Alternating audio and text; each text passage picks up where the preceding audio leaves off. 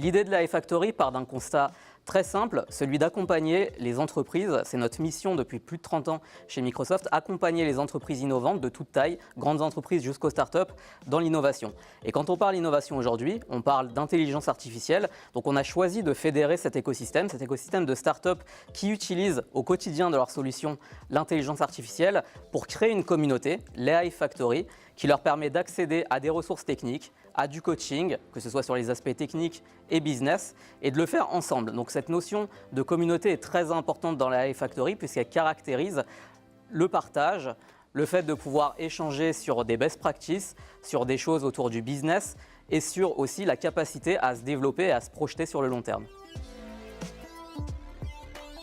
Alors les 3 points à retenir en termes de bilan, c'est le premier, l'embauche. Près de 100 emplois ont été créés par les startups de la iFactory ces 18 derniers mois, des emplois sur les aspects business et techniques, mais principalement sur des sujets data pour répondre aux enjeux de l'intelligence artificielle. Le second point, c'est les levées de fonds qui montrent une super traction avec les startups dans l'écosystème. Donc plus de 12 millions d'euros ont été levés par les startups ces 18 derniers mois, qui leur permet de s'internationaliser, d'aller plus loin en termes d'embauche, d'innover peut-être et d'augmenter leur capacité d'innovation. Et le dernier point, qui est très important, puisqu'il caractérise aussi l'accompagnement de Microsoft auprès de la iFactory et de ses startups, c'est la capacité d'avoir créé des mises en relation entre ces startups et des acteurs de l'écosystème, les investisseurs, les accélérateurs, les incubateurs.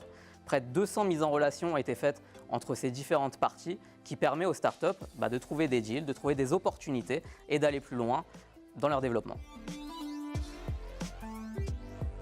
Alors les prochaines étapes de la iFactory, la première, c'est l'accueil des 11 nouvelles startups dans la communauté. Donc ça veut dire que dans les prochains mois, on va travailler très étroitement avec ces startups dans le développement de leur technologie, de pouvoir aller plus loin en termes d'intelligence artificielle et notamment avec notre partenaire INRIA qui fait partie de la iFactory. Le développement d'opportunités business, ça se construit également avec ces différentes startups.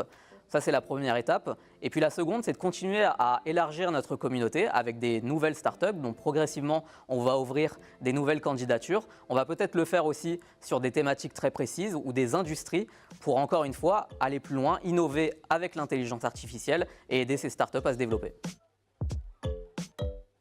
Alors, ce dont je suis le plus fier dans la iFactory, c'est une question qui est difficile puisque ça concerne beaucoup de startups, mais notre fierté au quotidien, c'est que les entreprises avec lesquelles on travaille, elles réussissent.